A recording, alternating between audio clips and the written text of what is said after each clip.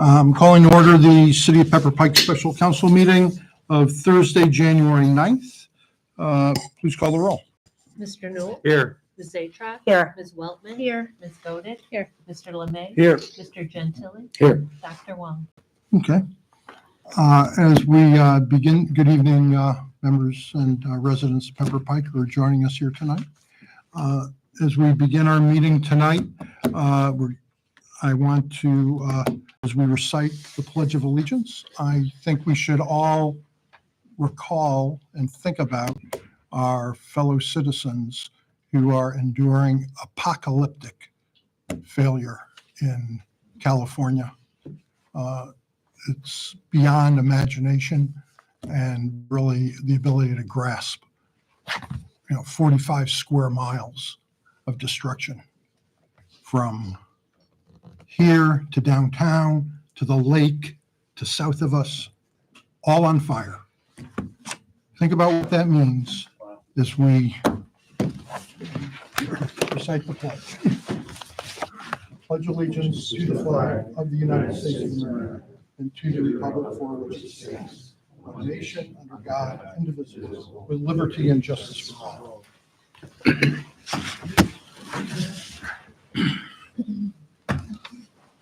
And I hope that we also allow that to place into context the conversations that we're going to have tonight. That as important as these conversations are, there are other things in this world that are much larger. So let's try to keep some perspective as to what we're engaged in here. I understand, so the audience is certainly aware. We'll allow some comments from you at the end of this meeting. We will, this is the first meeting in which the charter recommendations brought forward by the Charter Review Commission are being formally reviewed by council. And I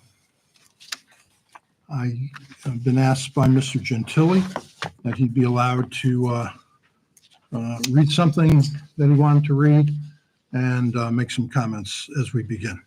Mr. Thank you. Gentili? Thank you, Mayor.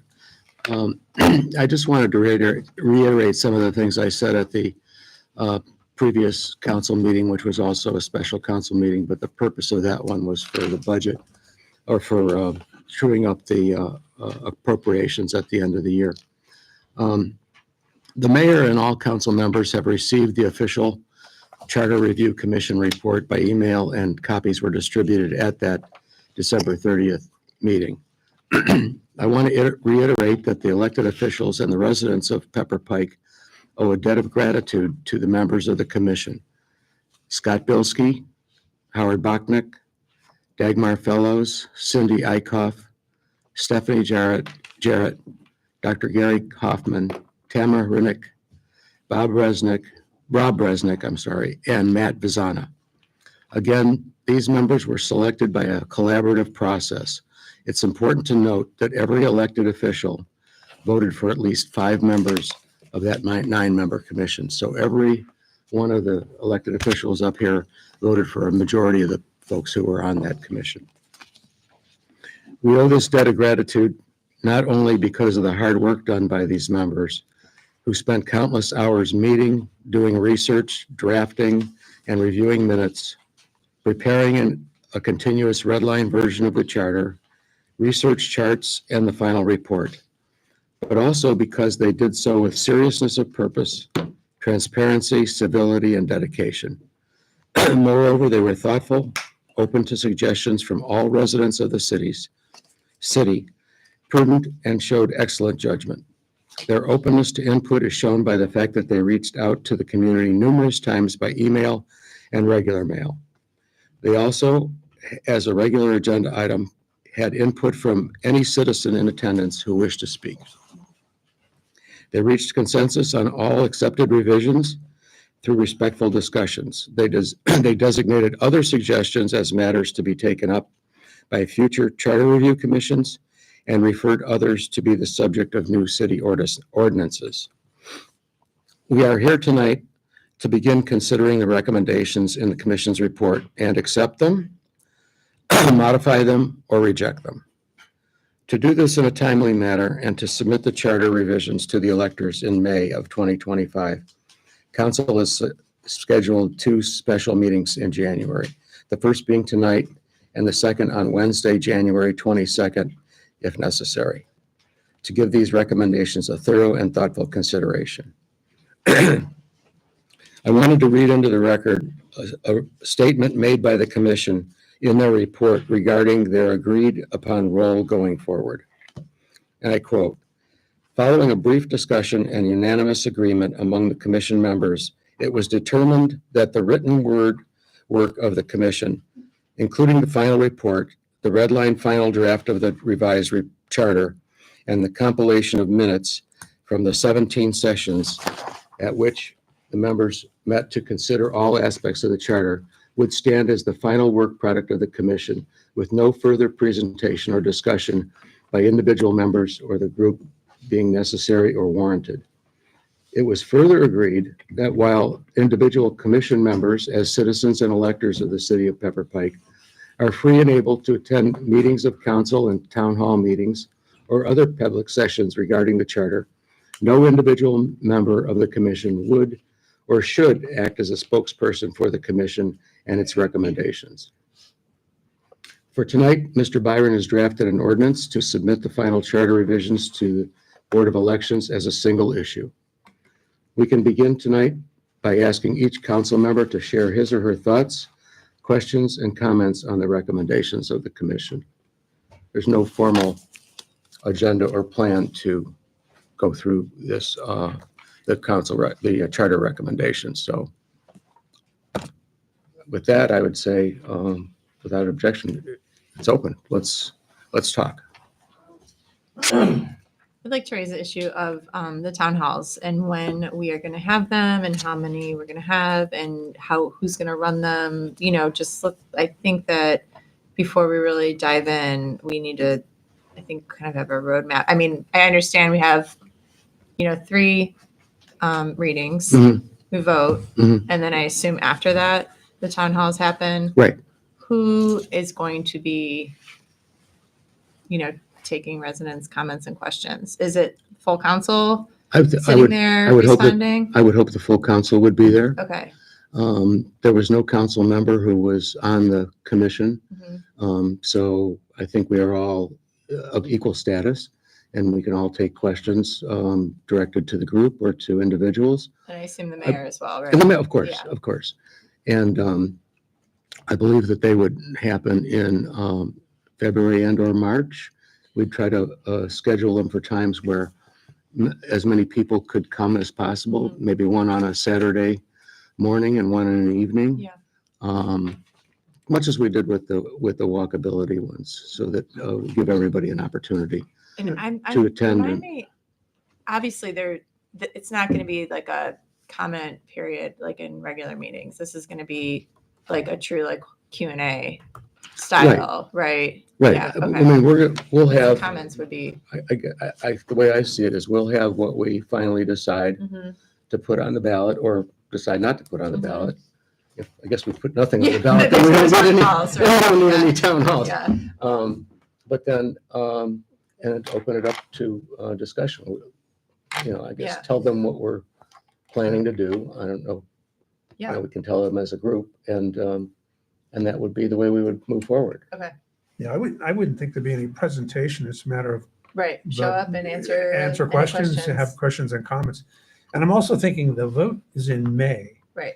And so it might be better in April, where we're closer to the election date rather than in February or March. When 2 months no one's pass. thinking of much Well, about it. I- Or Yeah. spread it. I was- Yeah. I mean, I was or thinking- split them out, maybe. I was thinking about the mail-in Yeah, folks. there's mail-in Oh, ballots, mm, Trevor. yeah. And we always have that to worry about now. Right, And that, people will want to get their ballots and mail them in. And I'm not sure what that time frame is before a May election, but it's probably Beginning of April? probably in March, or late April or Yeah. March, That makes sense. because it's on the 5th. I think it's 6 weeks before I'm not sure. I agree. I feel that this process is probably going to mirror what we did with the walkability issue, that it's very similar with the town hall and the meetings and stuff. And the ultimate survey is going to be the voters. This is, that's where they get to weigh in, and everybody has an opportunity to. So Exactly. Everybody will have the opportunity to read the commission's report, read Right. what we come up with, and then make their decisions or come and ask questions, make comments, and then, as you mentioned, the ultimate survey is the vote. And we can get that early vote date and we'll kind of, use that Yeah. as a pivot point. Yeah. I think we should have at least one before that date and maybe one after. I don't know. Well, can I lead with a question that displays my absolute ignorance? Civil Service Commission. What is that? This is, everything else in here, obviously, I read the charter. It's been a bit, but I'm like, yeah. And then I'm like, Civil Service Commission, what is that? Who's on it right now? What's it do right now? Well, I'm going to defer to Mr. Byron or the Okay. mayor on that. I do know enough to be dangerous. The Civil Service Commission is the group that vets and hires police officers Okay, and yes. members of the fire department. Okay. The state of Ohio's constitution requires cities to have merit and fitness as the basis for the hiring of classified civil service members, which are the police and fire departments. And in the city, there's a 3-member commission that actually met this evening and certified the list for promotion of the police department, which is one of their functions. They do the testing and the certification of proposed lists that they get from the testing organization that the city hires to determine, in this instance, it was who of the patrol officers are most qualified to become sergeant, but they also do entry-level firefighters and entry-level patrol officers. Thanks for clarifying. Yep.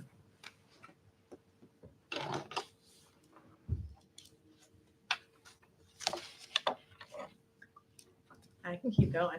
Keep going. I got questions Keep for all going. night. Okay, I would love to talk about the planning commission section and the rationale. I mean, obviously, I read the document, I understand what that says, but I would love to have that a little bit more fleshed out so I can understand the changes made there. have you been to a planning commission meeting, Jackie? Have you sat and I watched? believe only one. Yeah, Okay. And Jackie, did you get a chance to read the minutes of the meetings? I apologize for that. Okay. My bad. I went through and categorized the minutes, and I can tell you that the planning commission was discussed at 2 or 3 meetings.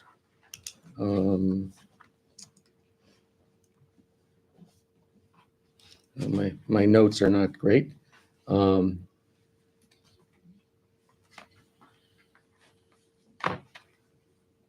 I believe it was the November 30th and December 2nd meetings. And they were discussed at, I believe, 2 meetings, Okay. two different times. And the November 30th and December meetings were really one with an adjournment to the second meeting. So they counted that as one meeting. Okay. But that issue had the second most discussion. Okay. And I think really the best thing to do is take a look at those. Great. Take a look at those minutes. Perfect. We'll do. I'd like to comment on that particular, the recommendation is that there'd be a staggered term in that so that we would keep people.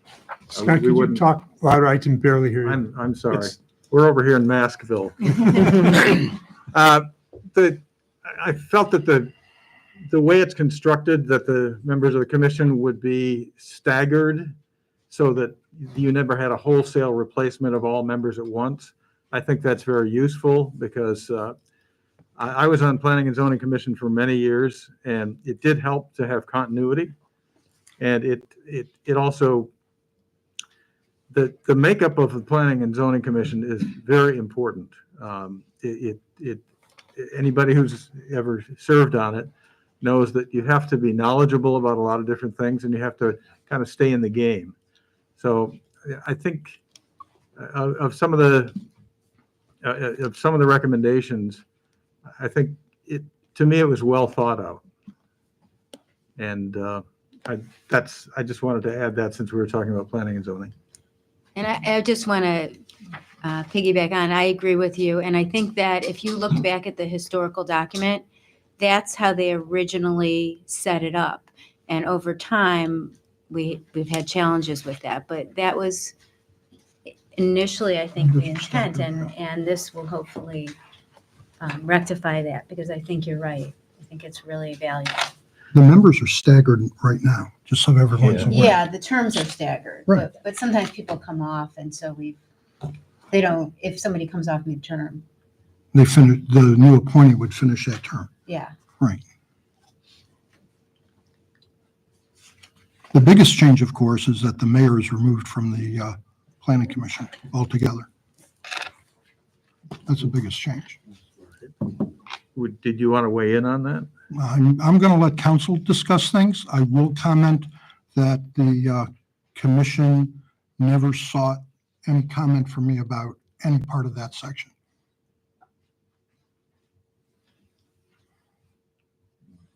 Can I get a good idea, speaking of seeking comment? I remember initially when the process was taking shape, Tony, you had recommended the town hall meetings.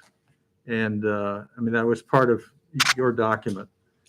Can you kind of fill me in a little bit on what you originally intended for the town hall meetings and the schedule, and how that's going to play out the way we're doing it now?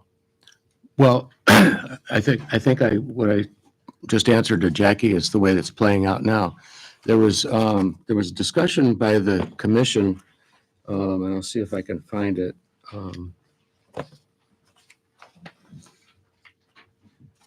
Where they discussed the possibility of town hall meetings and rejected it as something that they didn't want to do. They wanted their method of getting input from the citizens was to ask by mail and email, I think 5 or 6 different occasions for input by email or in any way possible. And they got several responses that way, but they rejected the notion of doing town hall meetings in the middle of their deliberations.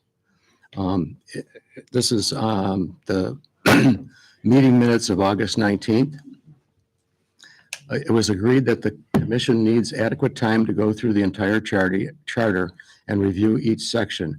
Once as a commission before taking public comments at a town hall meeting. And they were able to complete that only on December 19th, complete going through the entire charter one time. So there was no opportunity for town halls, and they rejected the notion of having them before that. But they did have audience comments at every meeting. Yes. I attended some of the At every meetings meeting. to watch the work of the commission, even though I was not a liaison. And there were opportunities. I know that they received emails. There was input given by the community, and they had outreach to the community too.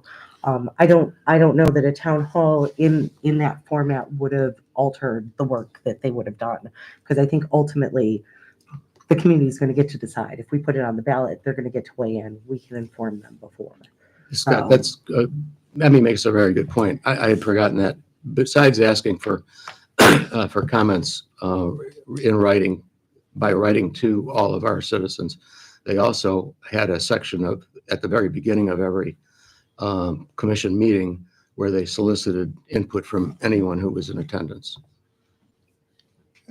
It's important to emphasize too that the commission solicited the input of all the members of council and the mayor throughout this process.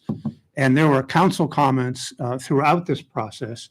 The mayor was at some of the meetings and made comments. And so we were all invited to make comments on all portions of the proposed charter at all times through the process. I want to comment on that. At the beginning, at the outset of this little adventure, Scott brought forward is it the Municipal League? National Civic League. National Civic League guidelines or recommendations regarding how a commission should be operated. And the strong recommendation was there should be no involvement of elected officials, be they council or mayor. I took that to heart. And it was one reason why I exercised my veto power in the first iteration of the legislation establishing the commission that was adopted by council, in which the commission was actually co-chaired by two council members, Tony and Melanie. That was dropped and council people became liaisons, and Mr. LeMay joined them as a liaison. And there was robust participation, I must say, by Mr. LeMay and Gentile in the process, which was, they're public meetings and the commission accepted their participation. So the audience, I was only there for maybe 3 meetings, maybe 4, not that many. And my impression at the meetings I was at was that there were very few audience members. I want council to be aware who weren't attending any of the meetings. So many of you did not attend any meetings. You should just be aware.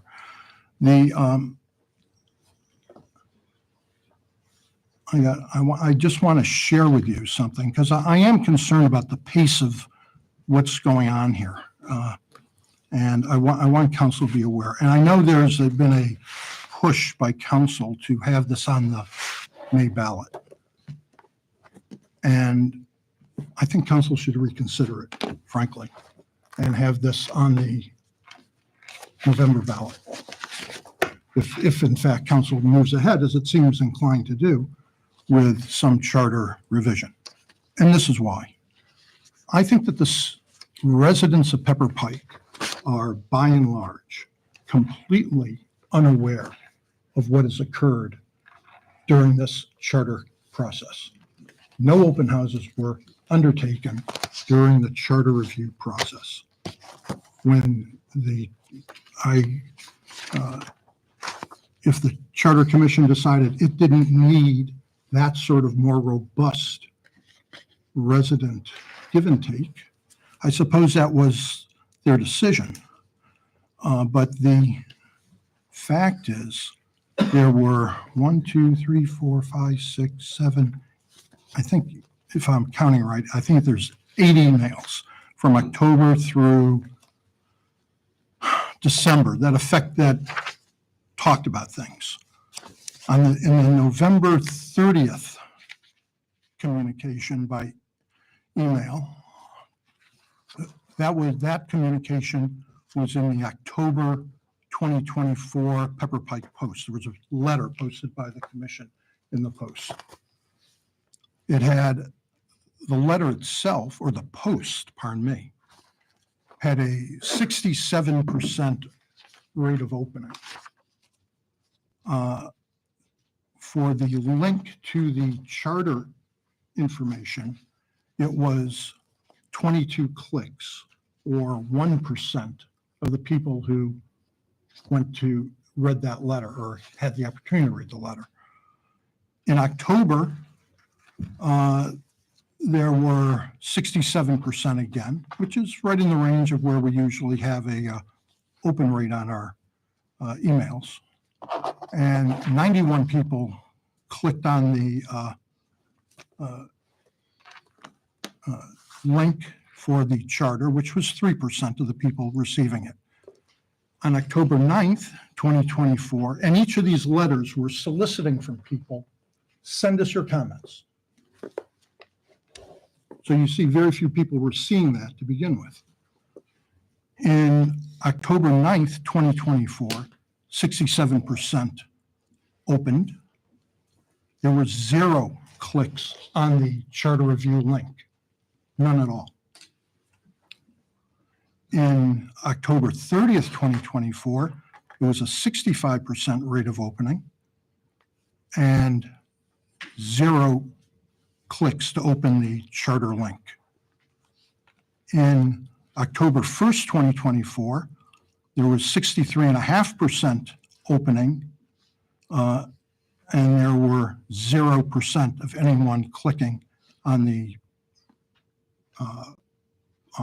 charter review linkage.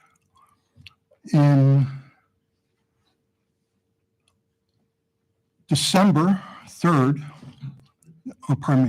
November 20th, there was a 64% opening and 0%.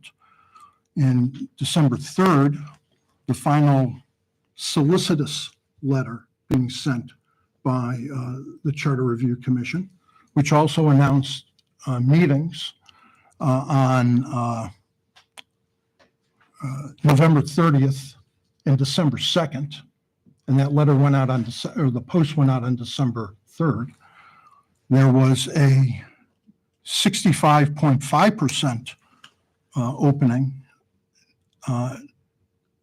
9 clicks on the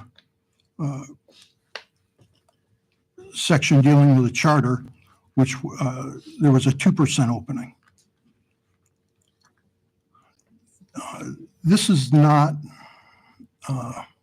even on December 31st, we had a 65.8% opening. 27 people opened it, opened the link to the charter, which had the final iteration of the changes being recommended.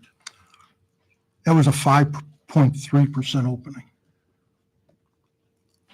My observation is that, and when I see people in the city who are not, these probably uniformly very engaged people sitting in our audience tonight, by and large, the residents of Pepper Pike are just unaware. Now, I'm not saying that, gee, you got an email and you didn't open it, and you can say, your sin. I don't think we say that. When the city, when this council debated walkways a couple of years ago in 23, council was very insistent. We spent, I think, 3 separate meetings crafting a letter explaining the sidewalks to people. This is before the vote, before council put a resolution to go to the ballot. Council then, was it 3 or 4 open houses with insistence that, there has to be an open house on a Saturday to make sure that people who can't make it at the other times will be available to come? Well, now I'm hearing, the commission's work is done. So that may just be an unavoidable flaw in that process, that they didn't have any open houses and felt compelled to get things done in time to be on a May ballot, which I think was a terrible mistake personally. I remember back when we were talking about the commission itself and the legislation, Mr. LeMay commented that he thought that the timing to get this thing accomplished set forth in the ordinance was unrealistic.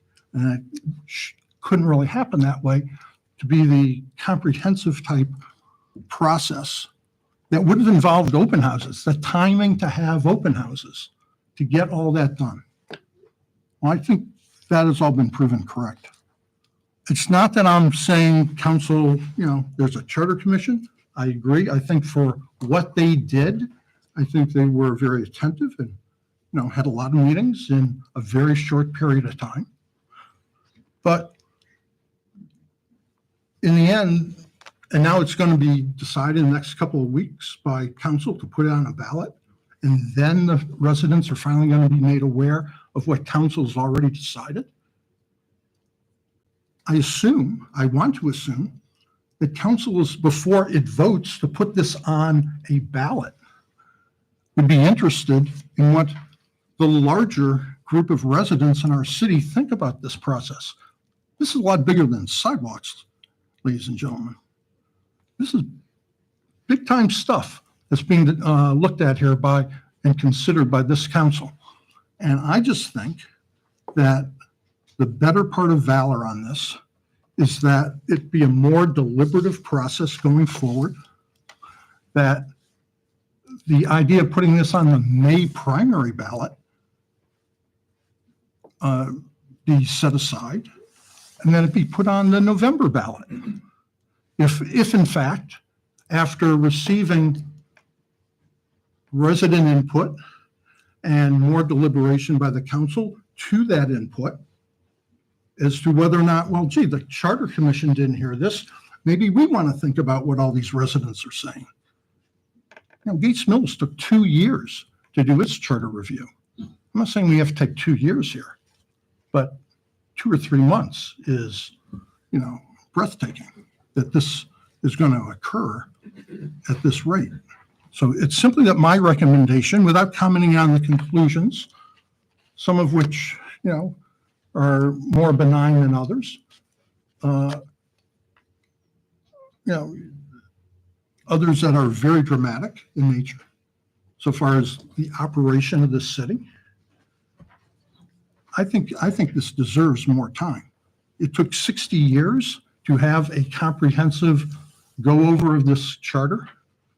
This isn't an ambulance call to the emergency room that, gee, this just has to get done. We have to get on. It took 60 years to get to this point. I think letting this process, you know, develop and marinate a little, so far as making sure that the community as a whole is aware of what's going on, I think it's a very worthwhile thing to do. But that's up to council. But it seemed the point of the conversation where I just wanted to let you guys know what the actual communication resulted in, which was in many instances, people not even opening the relevant part of the email to see what was going on.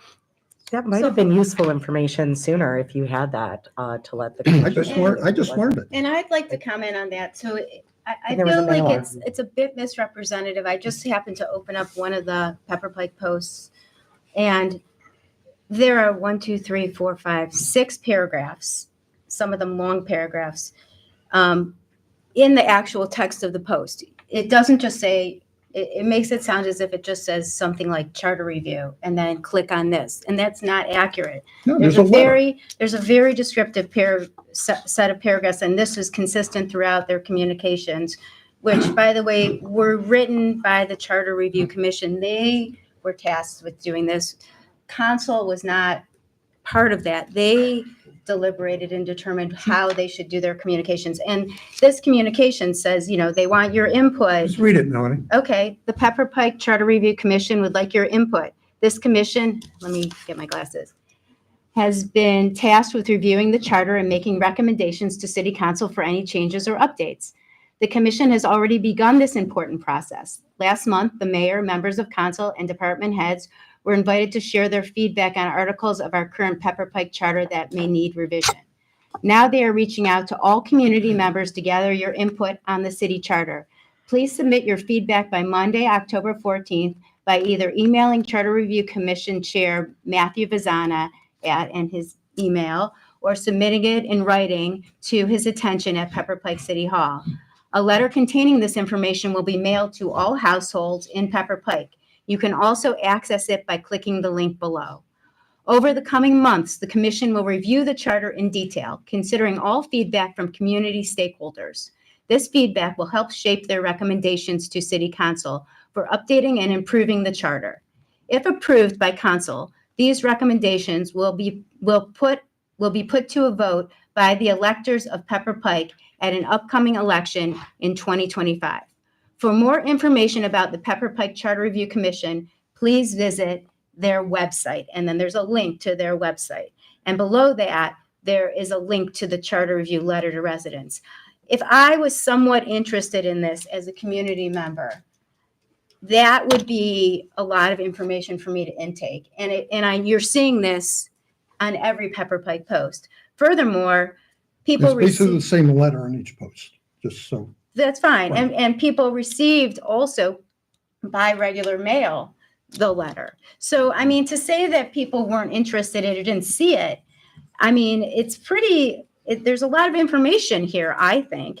And I don't really find the comment that people were somehow not informed to be accurate. And additionally, I do have to say that, Mayor, and I appreciate that you attended, as I did, I thought, quite a number of meetings, especially the first meeting where you sat actually at the table with the Charter Review Commission. I would not do that. I sat in the audience. I was simply welcoming them, as you I- know, Ms. Weltman. And they Okay, had to elect an officer to proceed. okay, and then it's I fine. left the table. Well, Well, don't make it sound like I was at the table running the commission. you, They had not even taken their oaths yet, which needed to be it was administered. quite a long I'd introduction, like but to- that's I'd like fine. to- The I'd point like is to- that you were there and you attended many meetings and did speak at many meetings, and that's fine. You were welcome to do so. And I don't find that to be necessarily problematic. I would find to be problematic. I know I personally did not reach out to any Charter Review Commission members by telephone. I also know that I didn't meet with any Charter Review Commission members privately in my office to discuss the goings on about the charter review, including, how they would vote on their final minutes and how that would work. I think that perhaps you did, and that's not necessarily unacceptable, but it's not what the liaisons did. It's not what members of council did. So I think it's disingenuous to act disengaged. And I'd like to, I want to correct the record. I just went through the minutes, and Mayor, your memory is a little faulty. You attended 9 meetings. You're listed on the minutes as having attended 9 meetings, not 4. I apologize if I misguided. That's a pretty big memory lapse. I just want to comment on the publicity efforts of the commission. It's really difficult to find fault with them. There's emails every week, after every minute, with the minutes attached, with drafts attached, with issues attached. It was a barrage of emails. Please, we want your input. We want you to come to meetings. We want your comments. And then there was US mail letters sent to every home in the city I think, looking for that same input. yeah, There were The 2 fact- letters, just so you know, there were 2 letters. The fact, There the was the fact, application letter and there was 1 letter during the course of correct. the commission. The fact that we didn't get numerous comments from citizens like we did for sidewalks isn't a reflection of the lack of publicity that this was going on, or what it was, or what it was about. There is massive publicity for this, and it just can't be faulted how much they tried to get the input of the citizens as this whole process went forward over the last 4 months. Mr. Lemay, can you give me a sense, and I'm truly just trying to, I have no agenda here whatsoever with this question. How much public input do you feel did the commission get? How successful was getting the community involved in this? They had emails from, I think, about a dozen or so folks, and they talked about that input at least 2 meetings. One of the members put together a chart of all of those communications, and they went through that after they received all of them. They all received copies of them. So, and again, there was requests for comments from council members, as you received, and from citizens of the city numerous times. And all those were shared with us. Sheila pushed them out to all of council. Like we received those and got to view it. Even if you didn't go to the meeting, you could see, we got drafts of the minutes. We saw what Howard was working on, which I have to commend him for the effort that he put in to do it. I've never seen minutes like that. No offense, Sheila. But really, he put so much time and effort into that and the versions of it and letting people weigh in and taking that feedback and making sure that they were truly reflective of the conversations that were happening. It, like so much effort was put into that, and it was all shared with us all along.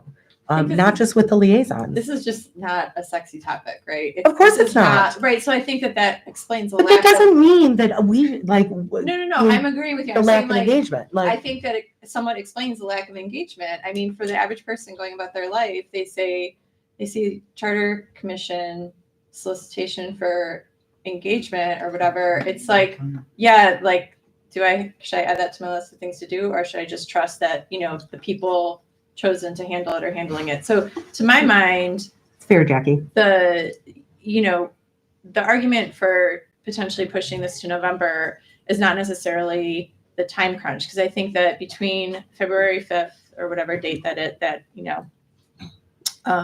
the ordinance gets passed and February and we're May. gonna go, okay, 3 months.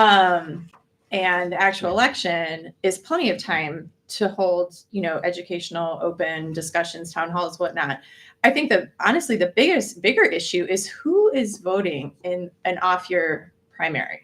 What are turnout numbers? I was just doing a quick Googling. I couldn't find any solid data over time. But if you're going to have, it's not a presidential year, so, turnout even in November might not be super robust. But, May 2025 election, like, what are our turnout numbers going to be? There's going to be a rec commission. There's a levy that's Yeah. going to be on And there's a there that state I think issue will- as well. And I believe there's a state issue. What's the state issue? I'm not sure, but I heard that there was one.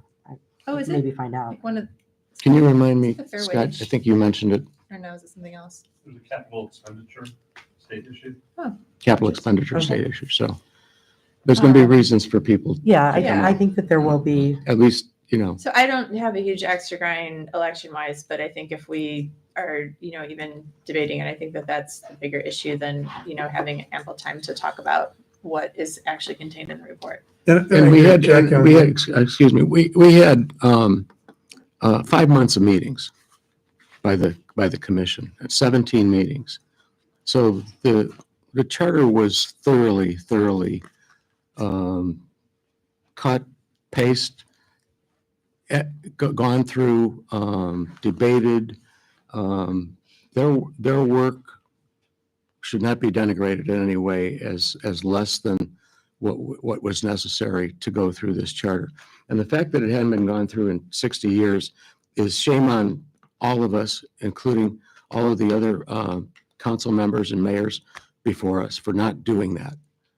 It's absurd. When I tell people from other communities that I had to fight to get a charter review commission after 57 years, I think is the accurate number, they laugh. They think, why not?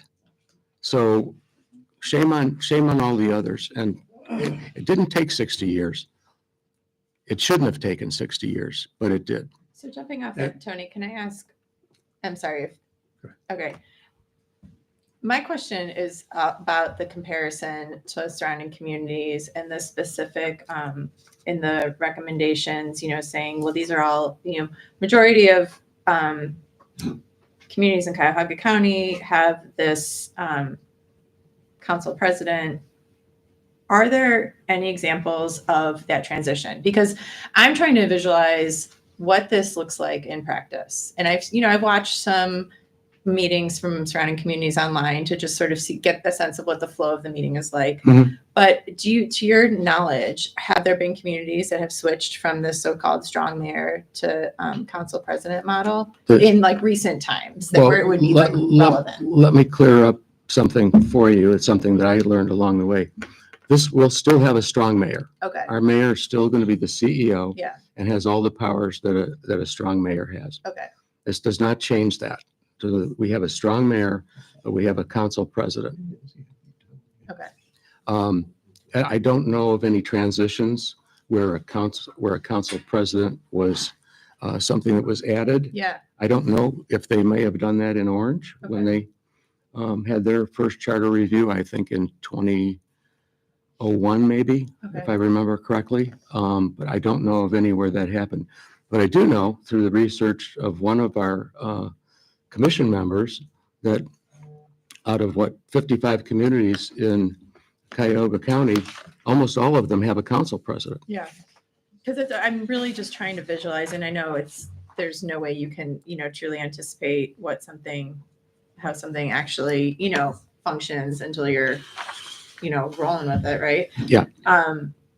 Because to my mind, I think that Rick does such an excellent job as, the CEO of the city, and he's so engaged in the community, and we owe, literally millions of dollars in grants to his efforts.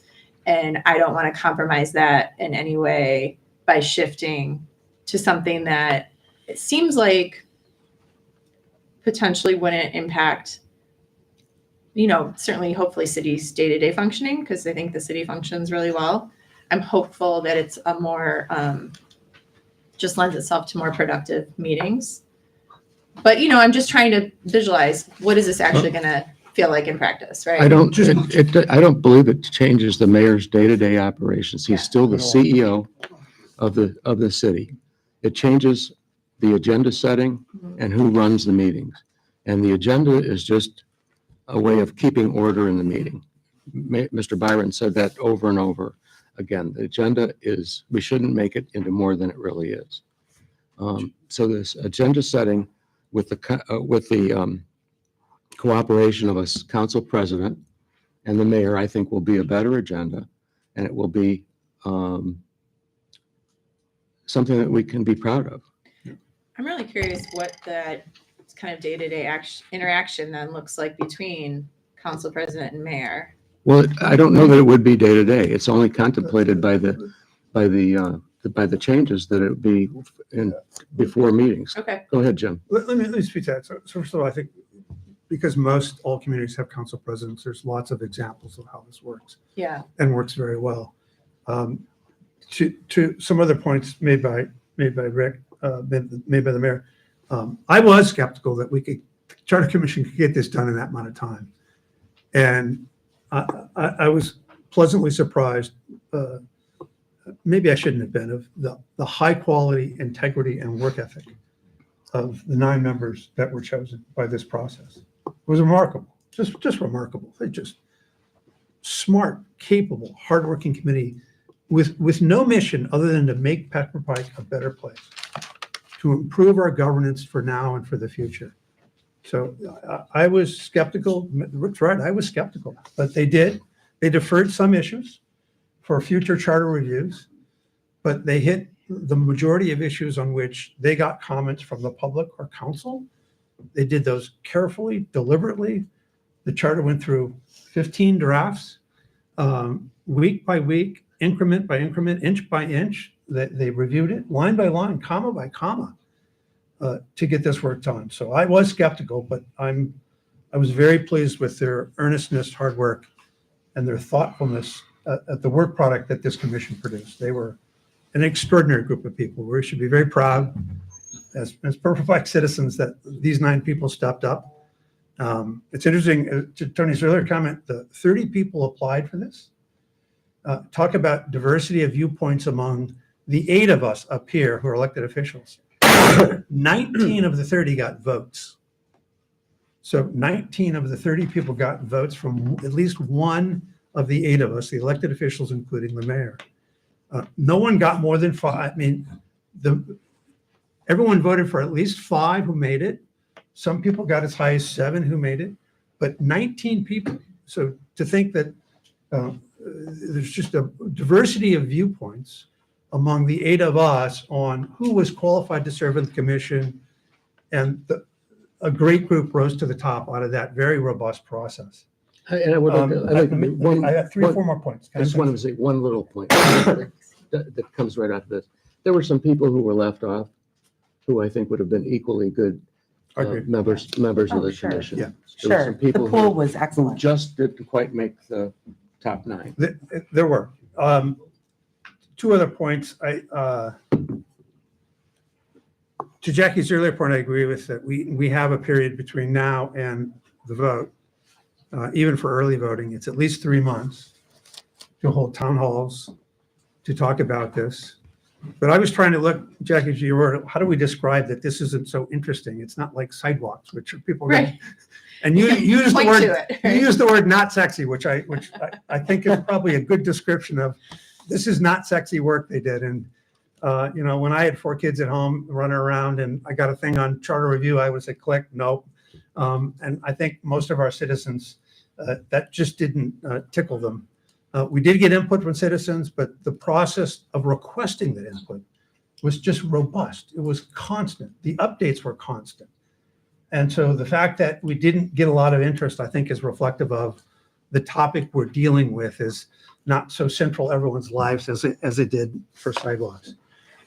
Last point I make, Jackie, and you raised it, it caused me to talk about particularly that one issue is the council president. And as we've talked about, most communities, 90% have council presidents. This is a practice. Pepper Pike is really an outlier in not having this.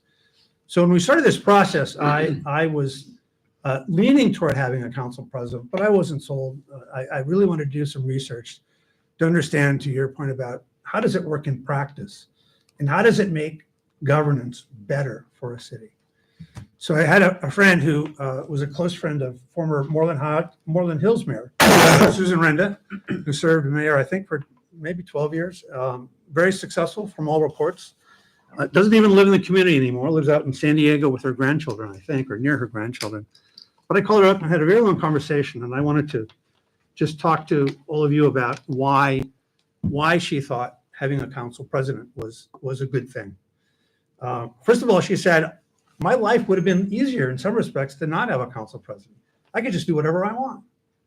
But at the end of the day, she said, having a council president made me a much, much better mayor and made Moreland Hills a much better run city.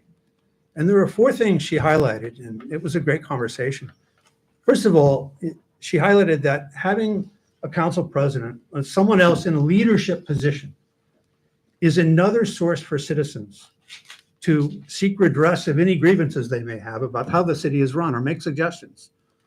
If a citizen says, well, the mayor wasn't listening to me, now they have someone else to go to who's in a position of leadership authority. And she said, sometimes when a resident would call me and disagree with me as the mayor, the next call would be the council president. And then the council president and the mayor I would have a conversation. We see our different perceptions of that citizen input, what we like, what we didn't like. And it was always a great conversation because she said the council president often had a different perspective on that comment than I had. So having someone else in a leadership position for citizen input was very, very valuable and led to different perspectives coming to fore and being baked into the system. The second reason she thought it was a great system, having a council president in Moreland Hills, is because it gave a voice for the council. So someone whose task as council president to have their kind of finger on the pulse of council, if you will, and understanding the different proclivities and perspectives of various council members, and be able to talk to the mayor about legislating that's coming up or initiatives that are coming up, and having the sense of where council might come out with that. And so that conversation about what goes on the agenda and the legislation, having input from citizens, having input from other council members, she said, made her as mayor a much more productive, much more insightful, much more transparent. So when she should put something and propose an initiative, whether legislation or a capital project, she felt more confident that she had more input from both citizens and the council before proceeding. And that made her a better mayor and made governance better.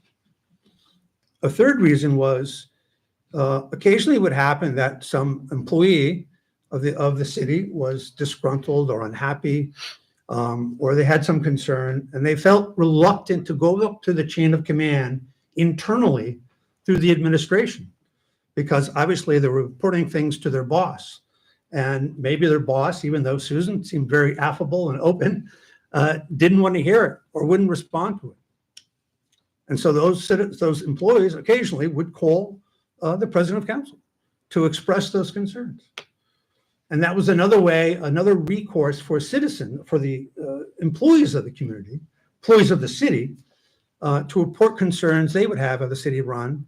It's difficult for employees to do that, to talk right through the chain of command into the administration. She thought that was another great reason.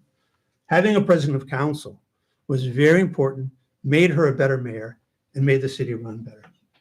So overall, as she said, sometimes my life would have been easier without a president of council.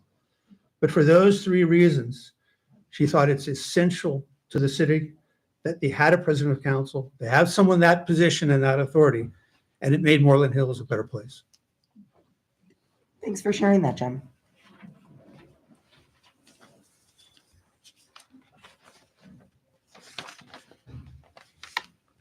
I was just, as we were talking here, about how important it is that the public be involved in this. I was looking through some of the recommendations of the National Civic League, and it says you must be able to get the public involved. And I think at this point, we really have to do that. I would like to have seen that involvement earlier. I'm sorry it didn't happen that way. But the process has taken it's on a life of its own, and that's fine. I mean, we're how we got here, by how we got here. But if these ideas are truly good, and if the public understands them, then I think it's important that from this point on, that we get the public involved. And even the National Civic League says it's difficult because, like you say, it's not a sexy topic. But if you want this to go on the ballot, and if you want it to pass, then I think we're going to have to make a special effort to have town hall meetings. And I'd like to see where your thoughts are on that. I think it's critical and important, and I think that, that's always been the intent, I think, Tony, of council. The Charter Review Commission really they structured, they organized their own way, and I do think they did an unbelievable job to try and solicit feedback and inform people. And I second, Emmy's statement. All credit to anybody, Sheila and other people who have done minutes, but I have never seen minutes like this. I mean, you feel like you're there when you read them. Also, their red line, which actually shows the changes up to the document in real time if you were going, because their process was so interesting and so deliberative. They would talk about a topic. The next meeting, they would talk about their minutes and what they said, corrections, and they would continuously circle back. So they were constantly thinking about and deliberating over what they discussed and coming back to it. It was really a tremendous thing to witness. It was really very impressive. But as far as now it is our turn, and I very much agree with you that we need those meetings. And I do like the idea, I know it came up somewhere, I don't know who said it, but I do like the idea of doing one on a Saturday. I don't think it's a defect. I think it's a benefit to people who work. So I think it's valuable to have one on a Saturday, maybe have one in the evening and have one maybe during the day. That one, the third one, I could be convinced that it could be a second evening, perhaps. I don't know, but at least have that available to people who work or have childcare issues. And piggybacking on that thought, the commission had meetings in the evening, in the morning, and on Saturdays. True. They had meetings at times, and they were publicized well in advance, that any citizen who was interested in participating or having their views known had many opportunities at different times of the week and different times of the day to attend. So, Well, and we're starting to see now on social media that some people are learning more about this process and they're starting to weigh in on it. Some of them obviously are on one side of it. Other people are on the other side of it. And so the more we can get the public involved with town hall meetings, the more we're going to be able to see how we take their pulse and see how they feel.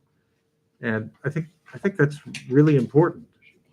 I don't think there's any disagreement on. Yeah. council. Yeah, no, I think it is. It's important for us to educate the public. But I feel like we're kind of having the same conversation that we had a year ago with the Well, town halls for walkability. But Uh-huh. it's like, The one thing that I think is important that if there are any changes that should be made in the charter review, that if we see there's some strong opinion among members of the public here, those should be incorporated into that, because that's we want to do what the people want. Are you noticing something in here? Like, is there something that you're uncomfortable with, Scott? No. That they recommended? No. So I read the document, that their report to us, I felt was so thorough. And I believe it's available to the public. Everybody can read it. It's thorough. They have rationale in there for every decision that they came to.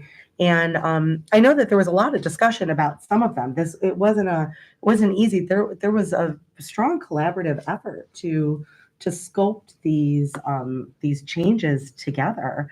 That I do think it's our due diligence to educate the community about that. But I think that the document that the commission very thoughtfully put together spells it out very well. I'm in looking through it and reading it, I've read through it twice now. I'm inclined to accept the recommendations as a whole. I think that what they've come up with, I think it is, as Steve drafted, a single ballot measure for those changes, because I think collectively, all of them need to work together as opposed to a piecemeal, picking this or choosing that. I think it all needs, they put a lot of thought into drafting this as a whole. So that's where I And stand on this. I just wish, though, that I knew how, I would like people, residents of Pepper Pike, to look through all this, and I want to know how they feel about it. well, and I hope, And we're having 3 readings on this. But they have that now. It's been out. The full charter under red line is available for all who want it. And I would suggest the moment council passes this, whatever version it is, it immediately is mailed with a cover letter to every mailbox in the city Absolutely. with an explanation. So they have a hard copy that they can choose to review. And then we schedule town halls like we did for sidewalks, at least 3. And I think we're all in agreement of that. So we have a robust discussion and further input. And I- Well, and and I- the National Civic League says it's tough in situations like this, because it is a bit of a dry subject, to get people involved. So we have to make, I think, an extra effort Yeah. that we didn't have to make on some of the other topics where we had tons of people coming in. But Scott, the publicity put out by the commission, though, was incredibly extra effort. it's It was- more It than, was weekly emails. It was 2 mailings through the US mail. It was a robust effort that got very few takers. I hope you didn't think that I was criticizing. No, just saying, we can continue with more of that. Right, we are where we are. Yeah. And so we have to look forward. And I think it's going to be a large task, but I think it would be helpful to us too, to know what other people think of it as well. and the only thing that I would say is, I do have some concern that the work of these individuals, the tremendous work and their dedication and their integrity, I don't want that to be, their integrity to be impugned, the amount of work they did, the effort, their dedication to the community and doing the right thing. And I agree with you. I mean, I don't want that to be lost in some kind of, some kind of language that is disparaging or, of them or their efforts and why they did it. And that's why I think it's really important that when people engage with this, us or anybody, that they really dig in and read the rationale and read the whole, and see how committed and the effort and the diligence and to every detail, I agree, to every comma, to where a paragraph was placed, to asking the law director to give them recommendations. So there are quite a number of things that were either out of date or unconstitutional that they were cleaning up.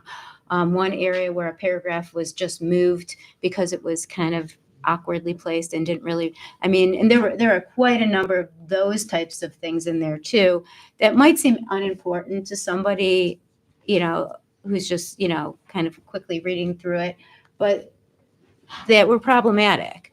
There were quite a number of those, and that's what happens when you don't touch a document for that many years. So I just want to make sure that, the proper diligence and respect goes into the evaluation. I'd like to also bring up I think. Both- I just- I was just going to say that multiple newspapers also covered this. So if Right. Cleveland.com, I know that was shared. I've seen that. And also Chagrin Valley Times had multiple, they were here covering the story. Kayla Richard had at least a half dozen or more articles about the commission's work. Thank And you. I wanted to say, beyond honoring the effort and the diligence that the commission put in, I think we should honor their wisdom as well. Because, hard work in the wrong direction isn't very valuable, but they were very wise. It's a very smart group of people. And the recommendations that they've come up with, at least in my opinion, are very thoughtful and wise, and they are going to improve the governance of our city. But I think it's important that people look at the whole thing, read it all the way through, and you will see that it's not just haphazard. It is, as many of you have mentioned tonight, they stated the reason for what they did in each case. It wasn't arbitrary. There was discussion about it, and there was a reason for it. And if anybody has any doubt about that, I urge them to read the minutes, which are available online. Not only are the minutes so well done, they're thorough and they really cover the discussions. So anything that isn't explained why they want to do it in their report is explained very thoroughly in those minutes. I think there are about 50 or 60 pages of minutes total, but they're kind of double spaced. It doesn't really take that long to read through all of them. And there are some areas that you can go through pretty quickly because they were discussions about their own process and how they were going to get through things and how they wanted to set up meetings and stuff like that. You can almost skip that if you're looking for the rationale on why they recommended something.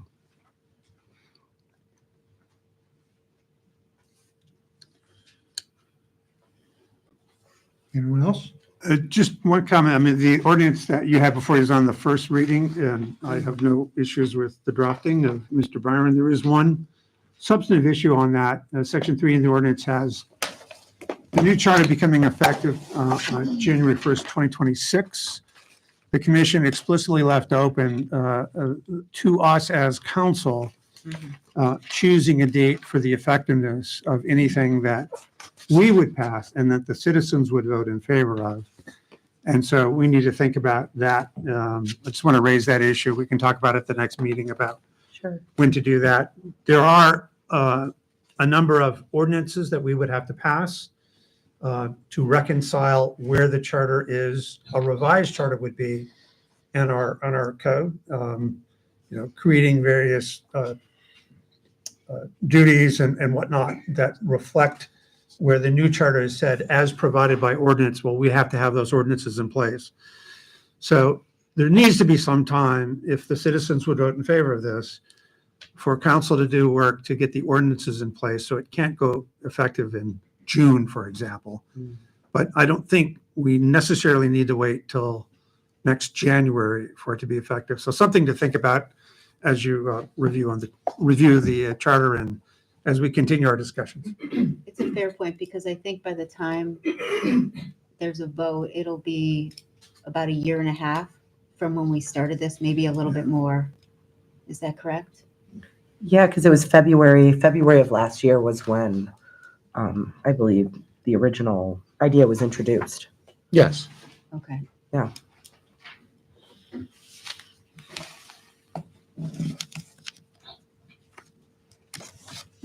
Anything more? Anything more for tonight? Audience? Audience comments? Yes, sir. Any members of the audience, most of you have been here before many times. You have to say your name and your address for the clerk to record you in the minutes. Great. So I'm David Kennedy. Newcomer, I've only been here 19 years. So the thing that is most obvious about what I've heard tonight is everyone here agrees that the commission was diligent, that the commission worked hard, that the commission's work was marvelous. And I think everyone, almost everyone agrees that every standard technique for getting information to the public has been applied. And yet, I'm hearing that maybe the public is not as engaged as we wish they were. They just don't know what they're missing. Einstein was, I think, said, if you do things the way you've always done them, you can't expect a different outcome. If the way we get the information out is the fashion of the brochures I've seen, I can tell you, I was among the 80% that didn't open them. But I opened them this week, and it took me 2 nights, an hour each night to get through that document. And I don't know that I would have done that before I retired. So my thinking is, why don't you try something really novel? Why don't you commit yourself to a one-pager where 1 line from pro and 1 line from con, and let the public see that as a starting point for deciding whether they care. Just something really simple and sexy that says, this matters because it would have this impact. No, they wouldn't have that impact. Let us read that and let us decide, hey, this does matter to me. Because honestly, it was tough getting through all those 3s converted to THREE. It was kind of tedious seeing all of the gender corrections and knowing somewhere in here is something that matters. That's my comment. Thank you. I'm Susan Yes, Taft. I get to call on you. Yes, Oh, you do? Okay, I'm sorry. please. Susan Taft, 4 Pepper Ridge Road. Stand up. Please stand up. I talk loud. I'm a little concerned because it sounds like at least 4, maybe 5 members of council have already decided this is a good document and are going to support it. And I think there's some great things in the document. Certainly the getting rid of the antiquated language, I think there would be nobody who would disagree with that here. But I am very concerned about some of the provisions in this. And let me just say, I have a doctorate in organizational behavior. I taught at Kent State University for 26 years in management. So I'm not a naive reader of this kind of document. I know what I'm seeing. And I will say some of the dynamics that were raised tonight about what happens, I think Jackie, you brought it up about, does anybody know any examples of what our council, when the council starts presiding over the meetings as opposed to the mayor? I want to say that you can have a president of council, which I do think for this group would be wonderful, because there was some talk about efficiency in meetings and agreeing with the mayor what should be covered. You can have a president of council, but the person who presides at the council meeting does not need to be the president of council. That's up to you. And I have a great deal of concern about the systematic disempowerment of the mayor in this document. And I will give you some examples, but I'm a believer in the executive branch executes and the legislative branch legislates, and the hierarchy addresses issues. Now, any employees that are having problems with their bosses can always go to council. There's nothing that says they can't do that. But you don't have to write it into the charter. So let me give a couple examples of things that alarm me. The proposed charter would terminate the mayor's role of presiding at council, as he has done tonight. It would turn that over to the president of council. The mayor would be allowed to attend, but if he's not presiding, his voice is minimized. He's got 7 other people voting with council. He's one voice. And he doesn't have any authority, which he gets some degree of authority when he presides. The new charter allows for the removal of the mayor when initiated by just 3 council members. I can think of any number of times when 3 faculty members at my university would have removed our dean's chaplain. And it's not unusual in a political situation to have people who are disgruntled because they're reflecting the wishes of their constituents. But I think the idea of removal of the mayor can be initiated by just 3 council members is alarming. And I know that that is followed by due process, and 5 council members need to vote to approve it. But that's a pretty thin floor under the mayor. I would also say that the mayor has no right to remove council members. Why not? If the council can remove the mayor, why can't the mayor remove council? Well, the fact is that the voters of Pepper Pike were the ones that put the mayor in office and put every one of you in office. And I think the residents of Pepper Pike should be the people who decide whether the mayor is doing his job or not, whether he's stealing money, whether council people show up for meetings and actually speak up and look like they know what they're doing. We vote for you people, and we vote based on the information we each respectively have. I don't think the mayor has the right to remove you, and I don't think you have the right to remove the mayor, not in a fair democratic setting. The new charter also gives the council the right to remove the law director and treasurer, 2 of the top officials in the mayor's administration. I think, again, the mayor should have that authority himself. I think he can consult with council, and council members can consult with the mayor, give them their input. But why would you turn that over to council? It's an executive function to manage the personnel. And the accountability, I will say, well, I'm biased because my husband was a previous council member here. And I've had nothing but wonderful council members and mayors in Pepper Pike. And I have no hesitation to go to any of you and ask for why things are happening the way they're happening. But the accountability really does stop at the mayor's desk. He's the one who has to answer to the whole city for what the city is doing. And I don't think he should have the authority vested in these various functions removed.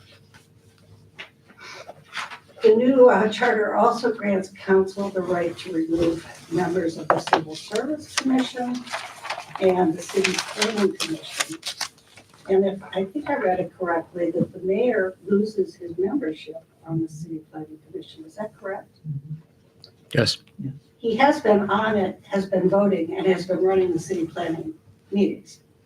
So all at once, he gets to attend, and that's it.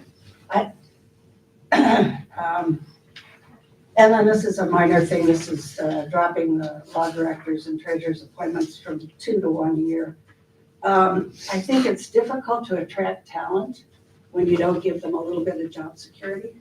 And a 1-year appointment as a law director, if I had law director positions being offered to me from other municipalities, I would take the one that had a longer tenure.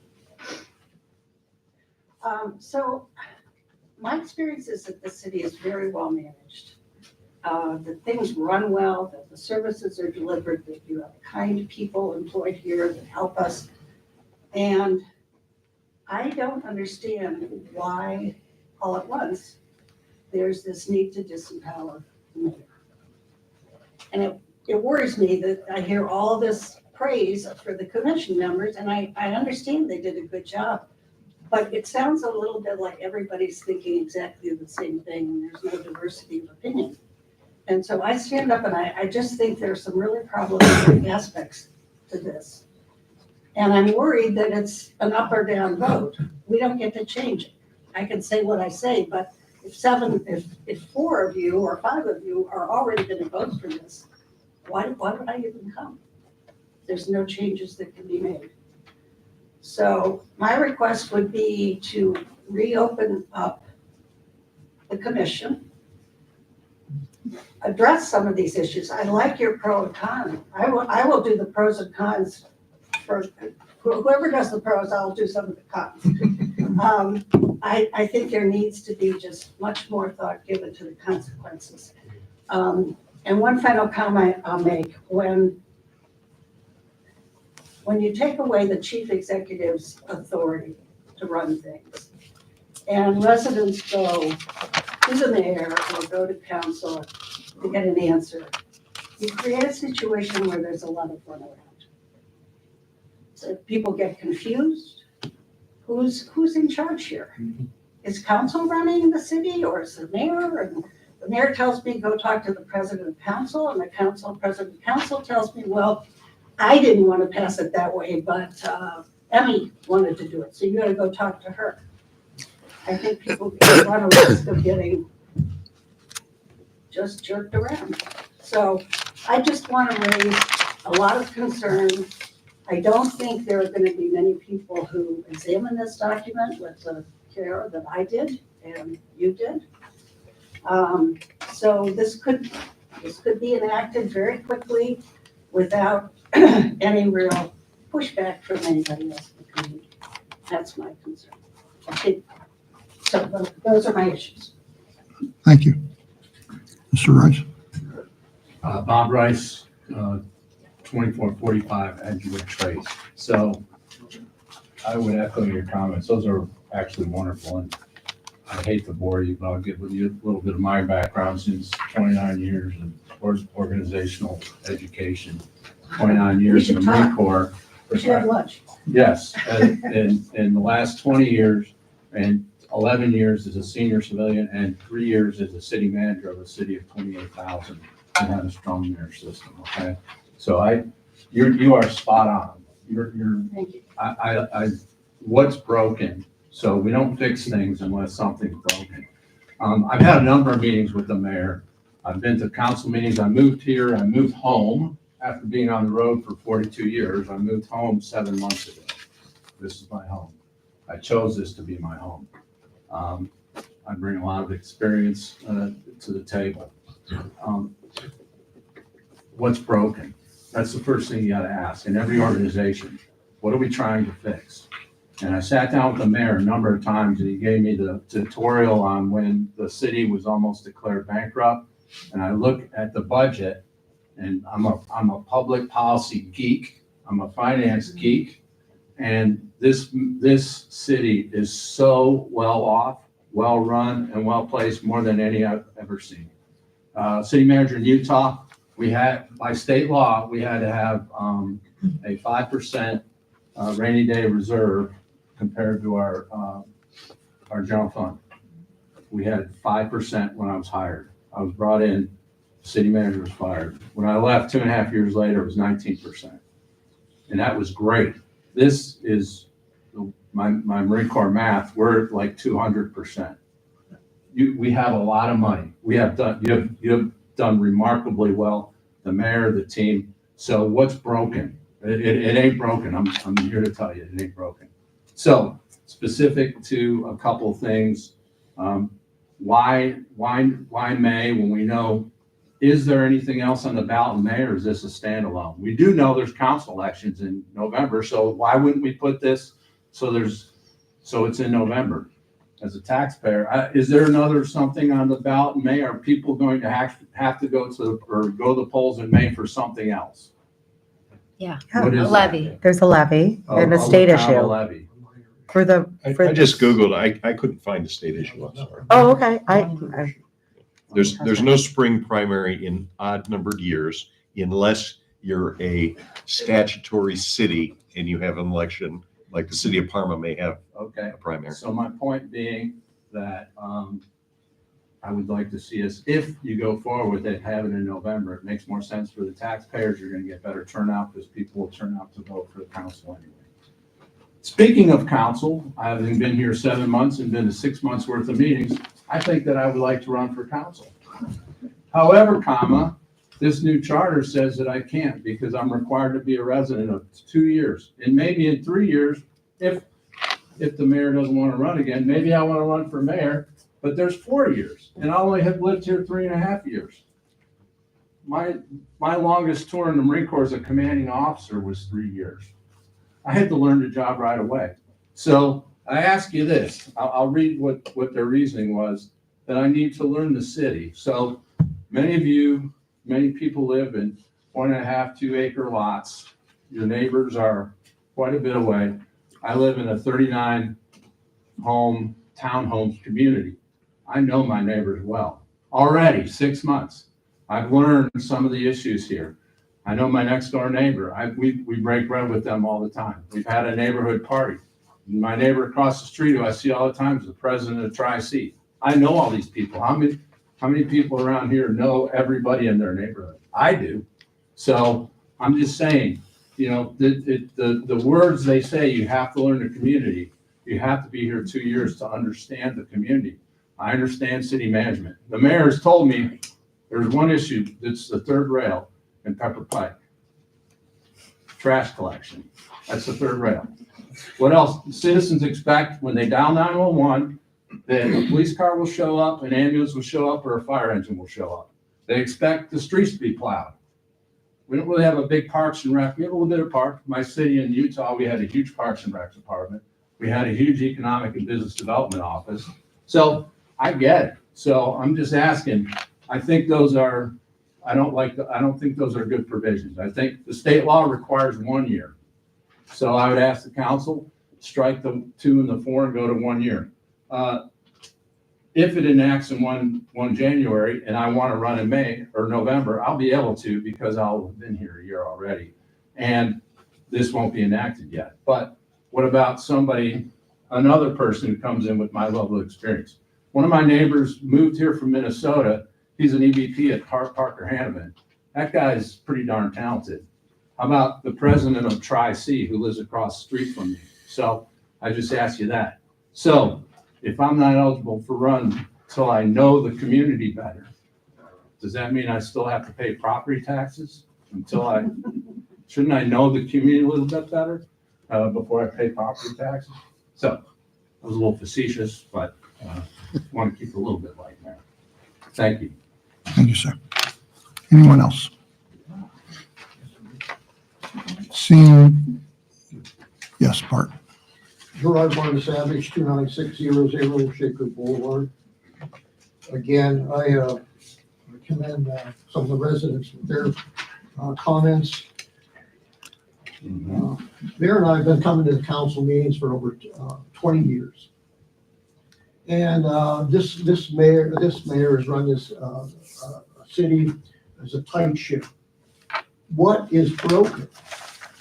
I talked to residents of our community and they said, what is broken? It's not mentioned in here. They are happy with the way the city is run.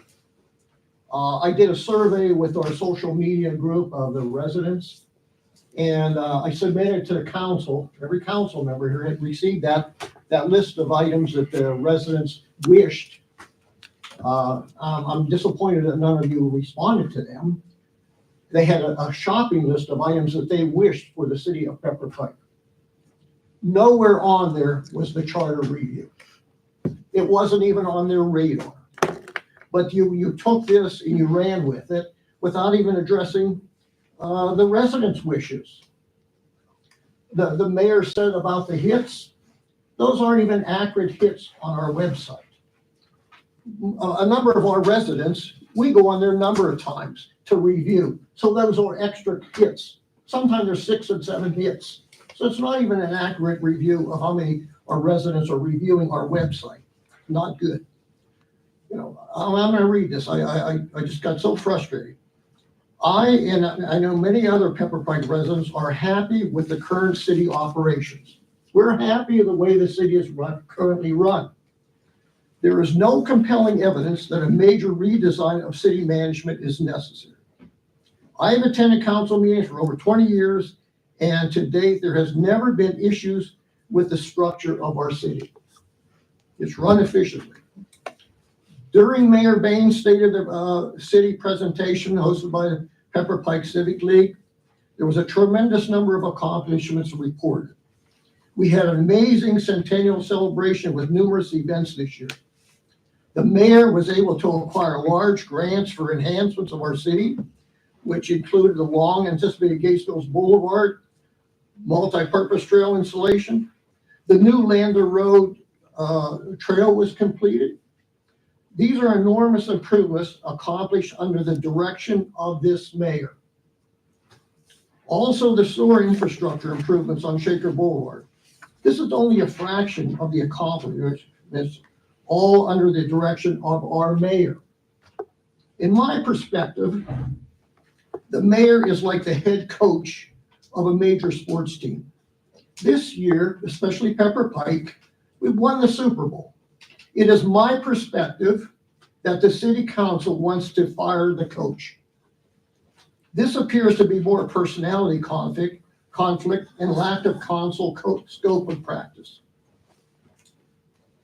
It was disheartening to read in the Chagrin Valley Times, dated Thursday, November 14th, 2024, Charter Review Committee member Scott Bilski's quote in the Chagrin Valley Times.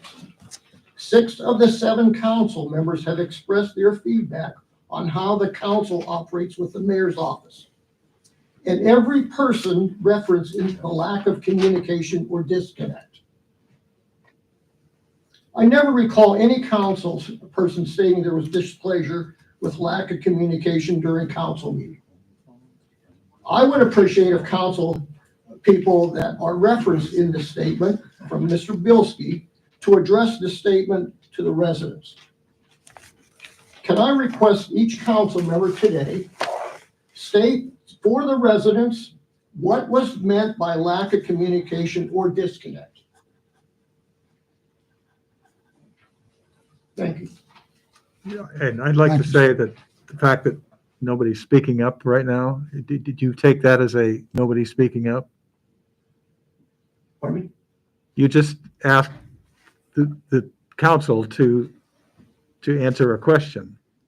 I've asked the council, 6 of the council members have expressed their feedback and how council operates with the mayor's office, and every council person referenced the lack of communication or disconnect. Right, my question to you is, are you asking for that answer Yes, I am. now, Sorry. Yes, I am. right this moment? Yes, is that possible for the record? It's not possible, I know, for me, because I would have to go back and look through some things. If you can wait, that would be great. Okay, but you have no comment now. I mean, that's fine if that's your answer. I think if you look through the records of council meetings, there have been, I know I've made comments about lack of communication on things. But it would take a lot of digging to go back through those and determine exactly what those were. I think a lot of that manifests when potentially people are coming in to give presentations and some members of council feel, taken aback or surprised by, the fact that we're hearing from fill in the blank professional talking about various city projects. I think it's a common thread that is run through the meetings. I mean, I can't, like same to Scott, I can't say on, November 19th, blah, blah, blah. But I think that it's an issue that has come up repeatedly. Well, Mr. Bilski wrote that he received that. Does anyone remember what they told Mr. Bilski? I don't remember any specifics about that at all. It should be in the record of the commission, Bart, if you're looking for it. I didn't see it in. And as we said, every resident is not engaged, and that's why I thought if we could ask each council for the record, they're viewing online right now, it's going to be in the meeting minutes. Maybe some reporter will pick it up. I don't understand why no one remembers what the disconnect. Is there anything else, Bart? No, I have nothing. Okay, thank you very I much. want to reply though for a second. The agenda is set and there is no council rebuttal or discussion of the committee, of the audience comments. That's not part of what we do here. So you're asking for something that is not on the agenda. We have a special council meeting agenda. And because it's a special council meeting, we have to follow that agenda. We're not allowed to go outside that agenda. So Scott and Jackie, it's fine that you felt that you could say something, but that we're not following the agenda, and that's the way a special council meeting runs. Okay. And we never comment on the audience. Is there anything else from anyone? Vera Butter Savage, 29600 Shaker Boulevard. I'd like to commend the comments about moving to November. The document is over 30 pages long, so to look at that and really digest that is just a lot. Going back to communication, it seems like that seems to be, I don't know, is that the only problem that the council has, that they were deciding on this charter review? If we do, we're talking about communication. Last January 24th, 2024, there was appointment of a communication committee and there was a one-year term.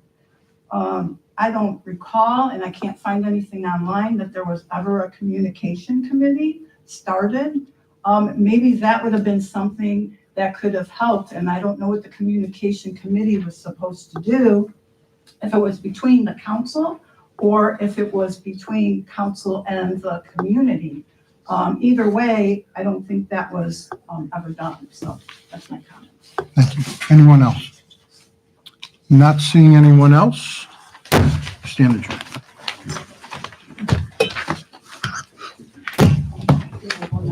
Council will be reconvening next Tuesday. Is it this coming Tuesday?